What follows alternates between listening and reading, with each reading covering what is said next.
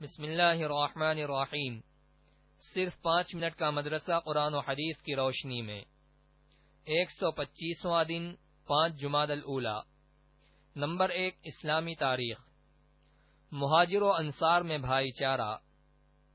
مکہ کے مسلمان جب کفار و مشرکین کی تکلیفوں سے پریشان ہو کر صرف اللہ، اس کے رسول اور دین اسلام کی حفاظت کے لیے اپنا مال و دولت، ساز و سامان اور محبوب وطن چھوڑ کر مدینہ منورہ ہجرت کر گئے، اس موقع پر رسول اللہ صلی اللہ علیہ وسلم نے ان مسلمانوں کی دلجوئی کے لیے آپس میں بھائی چارہ قائم فرمایا، اور مہاجرین یعنی وہ صحابہ کرام جو مکہ مکرمہ سے ہجرت کر کے مدینہ چلے گئے، ان میں سے ایک ایک کو انصار یعنی وہ صحابہ کرام جنہوں نے مدینہ منورہ میں مہاجرین کی نصرت و مدد کی، ان کا بھائی بنا دیا۔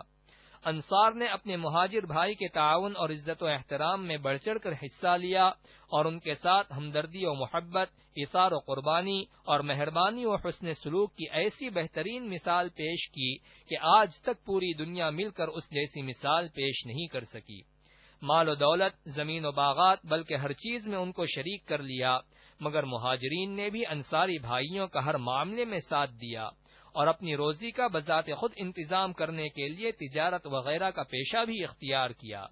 بہرحال یہ رشتہ مواخات اسلامی تاریخ میں اتحاد و اتفاق اور قومی یکجہتی کی ایک ایسی مثال تھی جس نے نسل و رنگ، وطن و ملک اور تہذیب و تمدن کے سارے امتیاز کو عملی طور پر ختم کر ڈالا۔ نمبر 2، اللہ کی قدرت۔ پرندوں کی پرورش۔ چمگادڑ کے علاوہ تمام پرندے انڈے دیتے ہیں، وہ ان پر بیٹھ کر حرارت و گرمی پہنچاتے ہیں، پھر کچھ دنوں کے بعد ان انڈوں سے بچے نکل آتے ہیں۔ ان چوزوں کی غذا کے لیے اللہ تعالی نے بے شمار کیڑے مکوڑے پیدا کر دیے جن کو پکڑ کر پرندے اپنے بچوں کے منہ میں ڈال دیتے ہیں۔ جب ان کے جسم میں پر نکلنے لگتے ہیں تو پرندے بڑی آسانی کے ساتھ خود بخود اڑنا سیکھ جاتے ہیں۔ آخر ان پرندوں کو انڈوں سے بچے نکالنے، پرورش کرنے اور اڑنے کا سلیقہ کون سکھاتا ہے؟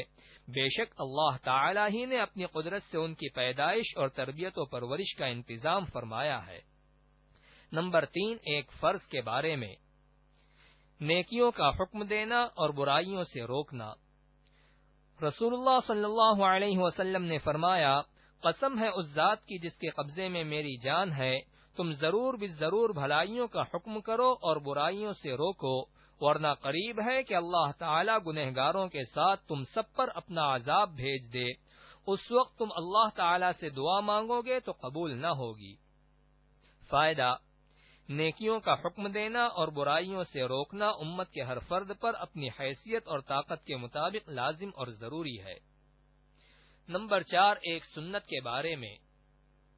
رکوع میں ہاتھوں کو گھٹنوں پر رکھنا۔ رسول اللہ صلی اللہ علیہ وسلم رکوع فرماتے تو اپنے ہاتھوں کو گھٹنوں پر رکھتے، ایسا لگتا تھا جیسے ان کو پکڑ رکھا ہو، اور دونوں ہاتھوں کو تھوڑا موڑ کر پہلوؤں سے الگ رکھتے تھے۔ نمبر 5، ایک اہم عمل کی فضیلت۔ عورت کے لیے چند اعمال۔ رسول اللہ صلی اللہ علیہ وسلم نے فرمایا، جب عورت 5 وقت کی نماز پڑھتی رہے اور اپنی عزت کی حفاظت کرتی رہے اور اپنے شوہر کی فرما برداری کرتی رہے تو وہ جنت کے جس دروازے سے چاہے داخل ہو جائے۔ نمبر 6، ایک گناہ کے بارے میں۔ انصاف نہ کرنے کا وبال۔ رسول اللہ صلی اللہ علیہ وسلم نے فرمایا، جو شخص میری امت کی کسی چھوٹی یا بڑی جماعت کا ذمہ دار بنے پھر ان کے درمیان عدل و انصاف نہ کرے تو اللہ تعالیٰ اس کے اوندھے منہ جہنم میں ڈال دے گا۔ نمبر 7، دنیا کے بارے میں۔ دنیا مومن کے لیے قید خانہ۔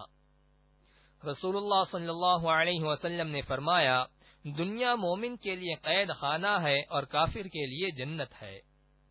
فائدہ: شریعت کے احکام پر عمل کرنا، نفسانی خواہشوں کو چھوڑنا، اللہ اور اس کے رسول کے حکموں پر چلنا نفس کے لیے قید ہے، اور کافر اپنے نفس کی ہر خواہش کو پوری کرنے میں آزاد ہے، اس لیے گویا دنیا ہی اس کے لیے جنت کا درجہ رکھتی ہے۔ نمبر 8، آخرت کے بارے میں۔ جنت کے پھل اور درختوں کا سایہ۔ قرآن میں اللہ تعالی فرماتا ہے، متقیوں سے جس جنت کا وعدہ کیا گیا ہے اس کی کیفیت یہ ہے کہ اس کے نیچے نہریں جاری ہوں گی اور اس کا پھل اور سایہ ہمیشہ رہے گا۔ نمبر 9 طب نبوی سے علاج، اجوا کھجور سے زہر کا علاج۔ رسول اللہ صلی اللہ علیہ وسلم نے فرمایا اجوا جنت کا پھل ہے اور اس میں زہر سے شفا ہے۔ نمبر 10 قرآن کی نصیحت، قرآن میں اللہ تعالی فرماتا ہے اللہ تعالی عدل و انصاف، اچھا سلوک کرنے اور رشتہ داروں کی مالی مدد کرنے کا حکم دیتا ہے، نیز بے حیائی، ناپسندیدہ کاموں اور ظلم و زیادتی سے منع کرتا ہے۔ وہ تمہیں ایسی باتوں کی نصیحت کرتا ہے تاکہ تم ان کو یاد رکھو۔